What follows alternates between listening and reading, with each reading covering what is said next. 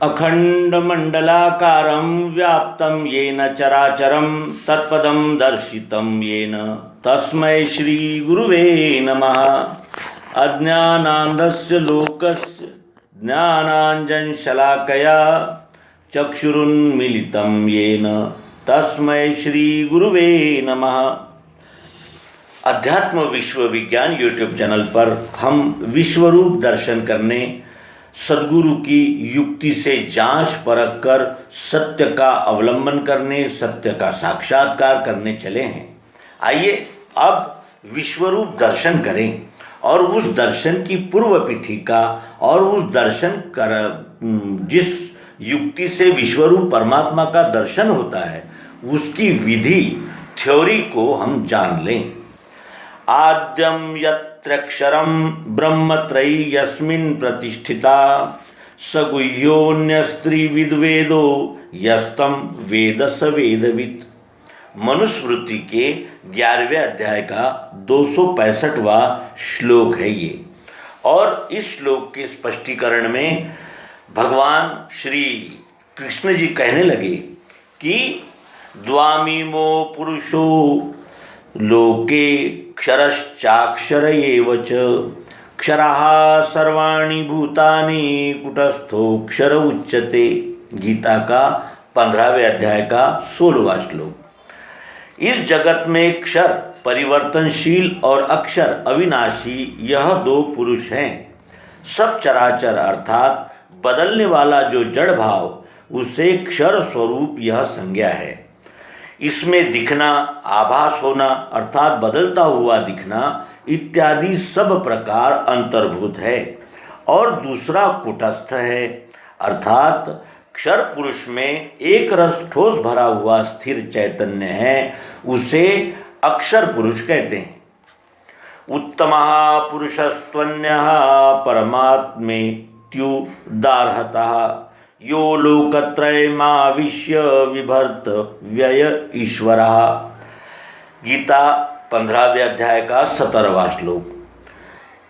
यह उत्तम पुरुष संज्ञक इन दोनों से परे हैं, उसी को परमात्मा कहते हैं। वही अविनाशी और सर्वश्रेष्ठ है। उसी ने त्रैलोक्य अर्थात क्षर, अक्षर और उत्तम पुरुष अर्थात स्वर्ग, मृत्यु, पाताल में स्थिर रहकर उसको धारण किया है। क्षर, अक्षर और पुरुषोत्तम, यही नरक, स्वर्ग जिसे कहते हैं कि स्वर्ग, मृत्यु, पाताल है। इस प्रकार यही पुरुषोत्तम पद में विचार कर भगवान श्री कृष्ण जी कहने लगे कि यस्मात् अक्षरमतीतोऽहं क्षरादपि चोत्तमः अतोऽस्मि लोके वेदे च प्रथितः पुरुषोत्तमः। गीता 15वें अध्याय का 18वां श्लोक। जबकि मैं अक्षर पुरुष से परे अर्थात बदलने वाले जड़ भाव से रहित हूँ। कारण अक्षर पुरुष बीच में है और अक्षर से भी उत्तम हूँ, कारण कि अक्षर के ऊपर दृश्य भासमान होता है, वह उत्तम पुरुष में नहीं होता। इसलिए वेदानुभव में और लोगों में भी मुझे पुरुषोत्तम कहा है। जो तीव्र अधिकारी हो उन्हें विश्वरूप देखने के लिए ऊपर किया हुआ वर्णन पर्याप्त है, परंतु इतने वर्णन से मंद अधिकारियों की समझ में विश्वरूप का सिद्धांत नहीं आ सकता और न उन्हें विश्वरूप दर्शन भी हो सकता है। इसलिए उनको भी अनुभव ग्रहण करने में कठिनता न मालूम हो, इससे अधिक स्पष्टीकरण करना इष्ट है। प्रथमतः एक कटोरी में बताशा अथवा मिश्री भरकर अपने सम्मुख रख लेनी चाहिए। यदि मिश्री प्रत्यक्ष सम्मुख न रखी जाए और प्रत्यक्ष वस्तु न देखी जाए तो अनुभव का सूक्ष्म भेद अच्छी तरह समझ में नहीं आ सकता। इसी कारण से पूजन करते समय शर्करा खंड खाद्यानि इस मंत्र द्वारा वेद और पुराणों ने सबों को नित्य प्रति अनुभव का मार्ग दर्शित करा दिया गया है, परंतु उसको लौकिक व्यवहार समझते हुए उसके हेतु की ओर अज्ञानी लोग ध्यान भी नहीं देते।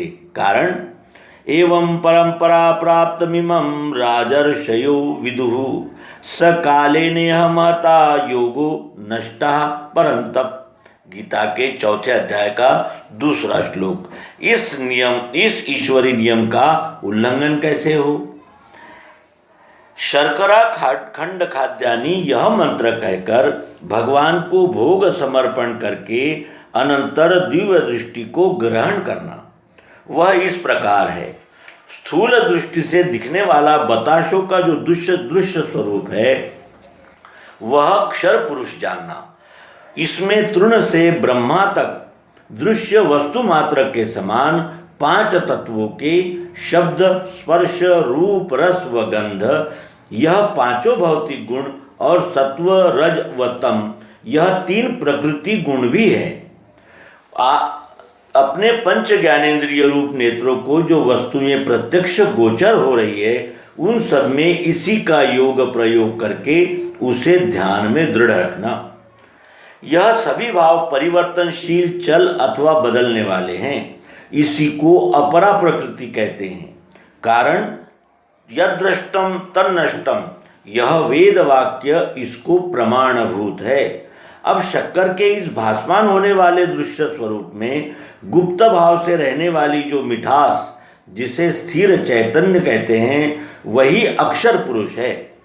अक्षर शक्कर के रवे मिल सकते हैं और शब्द, स्पर्श, रूप, रस तथा गंध भी बदल जाएंगे, परंतु भीतर की जो मिठास अर्थात प्रियत्व है वह न मिटती है और न दिखती है। क्योंकि मिठास को मिठास नहीं देख सकती, वह मिठास स्थूल दृष्टि से दिख भी नहीं सकती, किंतु केवल विवेक ही से ज्ञात हो सकती है। यही पराप्रकृति है और इसे ही जीवभूता प्रकृति ऐसा 7वें अध्याय में कहा है। गीता के 7वें अध्याय के 4 से 5 श्लोक देखें। दूसरे अध्याय में नैनं छिन्दन्ति शस्त्राणि इत्यादि जो वाक्य है वे इसी अक्षर भाव को बतलाते हैं। पंचभौतिक शरीर नष्ट हो सकता है, परंतु अंतस्थ आत्मा अनश्वर है जो नष्ट नहीं होता। इस विषय में यह प्रमाण है। अनच्छयेतुरगातु जीवमेजद ध्रुवम मध्य आपस्त्यानानाम, जीवो मृतस्य चरति स्वधाभिरमत मर्त्यो मर्तेना स योनिः। ऋग्वेद के मंडल 1 की सूक्त 164 ऋचा 30। श्वासोश्वास करने वाली, चंचल और जीवितावस्था से हलचल करने वाली जो वस्तु है वह इस शरीर रूपी घट में अचल स्थित है। जीवात्मा मृत अर्थात जड़ वस्तु के नियमानुसार ही चलता है और मृत अर्थात जड़ देह अक्षर भाव तथा अक्षरात्मा, अक्षर भाव, अमरात्मा एक ही स्थान पुरुषोत्तम भाव में रहते हैं।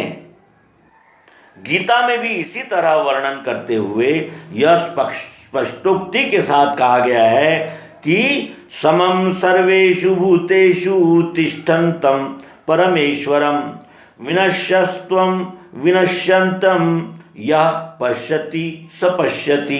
गीता के 13वें अध्याय का 17वां श्लोक। परमेश्वर अर्थात पुरुषोत्तम सर्वभूत मात्र अर्थात अक्षर में समत्व अर्थात अक्षर रूप से निवास करता है। भूतों के अर्थात जड़ के नाश से परमेश्वर का नाश नहीं होता है, ऐसा जो निश्चय करके जानता है वही ज्ञानवान है। अब भासमान होने वाला रूप अक्षर भाव तथा मिठास अक्षर भाव, यह दोनों जिसमें स्थित है वह परम पुरुष पुरुषोत्तम भाव है। कारण शक्कर कहते ही उसमें मिठास और स्वरूप यह दोनों भाव आते हैं। केवल मिठास शक्कर नहीं हो सकती अथवा केवल स्वरूप को ही शक्कर नहीं कह सकते। शक्कर में तीनों भाव स्थित है, अर्थात यह तीनों भाव वस्तुतः एक ही है। कारण एक कहते ही उसके वास्तविक स्वरूप का ध्यान होने के लिए 2 और 3 इन अंकों की आवश्यकता होती है। सूक्ष्मावलोकन से एक में तीनों का भी बीज रूप से समावेश हो जाता है। केवल वस्तु का स्वरूप ध्यान में आने के लिए यह तीनों भाव एक वस्तु में कल्पित है, सत्य नहीं है, परंतु वास्तव में तीनों एक है। इस प्रकार उस त्रिगुणात्मक यानी जैसे क्षर, अक्षर और पुरुषोत्तम, इसका लय वस्तु में हो जाता है, इसका यहाँ अल्प दिग्दर्शन प्रस्तुत किया गया है।